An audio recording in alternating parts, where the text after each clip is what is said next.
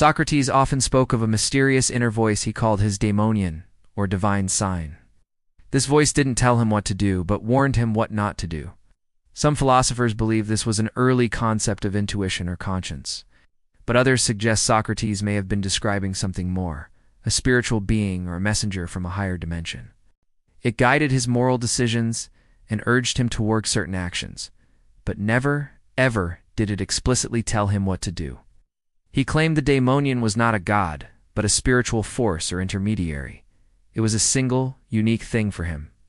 And how can we make sense of these mysterious claims from one of history's greatest thinkers? You seek guidance, advice, a sign to point you in the right direction. The answers, shrouded in mystery, lie in the echoes of Socrates' teachings and the interpretations of his followers. It urged him to avoid certain actions, to stay away from specific individuals or situations. This inner turmoil would grow, becoming a physical manifestation of his own doing. As he resisted the voice, the discomfort intensified until he yielded either by changing his course of action or abandoning it altogether. These warnings weren't prophecies, but gentle nudges, signs to pay attention, to reconsider. Suddenly, a voice, clear and strong, whispers in your ear, urging you to take a specific action, to choose one path over the others. Startled, you pause, considering the voice. Is it your intuition, a lucky hunch, or something more? The decision you make could change your life. It was a negative guide, steering him away from wrongdoing, and in doing so, leading him toward the right path. One thing is certain, the questions it raises are just as profound and enduring as the ancient Greeks' wisdom. They challenge us to look inward and consider the unseen forces that may be shaping our lives. Perhaps the real mystery is not in the daimonion itself, but in our unwillingness to listen to that still, small voice within.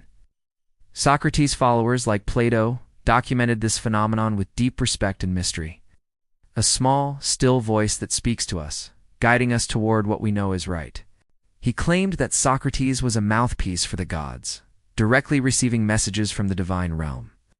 However, others argue that Socrates may have been describing something more, spiritual entity or a connection to a higher dimension. Was his daimonion a divine being, a spiritual guide, an intuition, or something else entirely? Perhaps the truth lies in the ambiguity. Maybe the daimonion was a combination of all these elements, a divine spark within the human soul. For Socrates, this inner voice wasn't just a random occurrence, but a constant companion, a guide that shaped his life and work. He named this inner voice his daimonion, a term that has puzzled philosophers for centuries. Plato even suggested that the Orphic cults, an ancient group of mystery seekers, believed Socrates was a mouthpiece for the gods, directly receiving messages from the divine realm.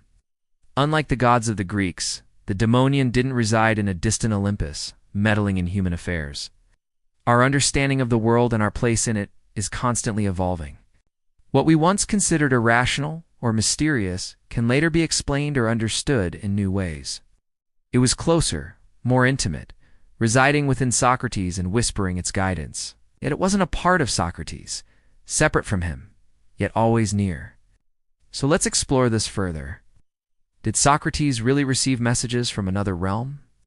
What was this inner voice and how did it guide him?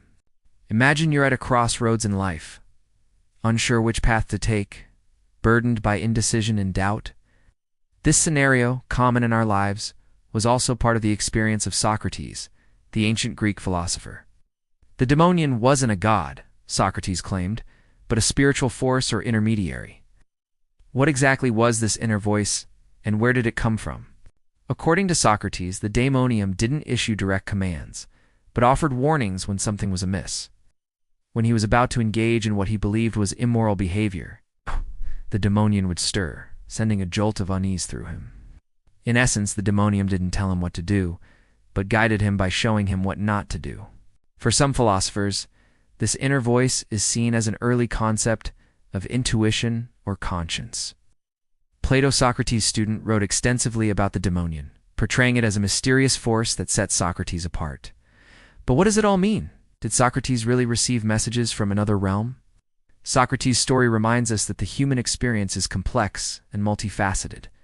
As we continue to explore the mysteries of the human mind and spirit, we may find new insights into Socrates and his enigmatic demonio.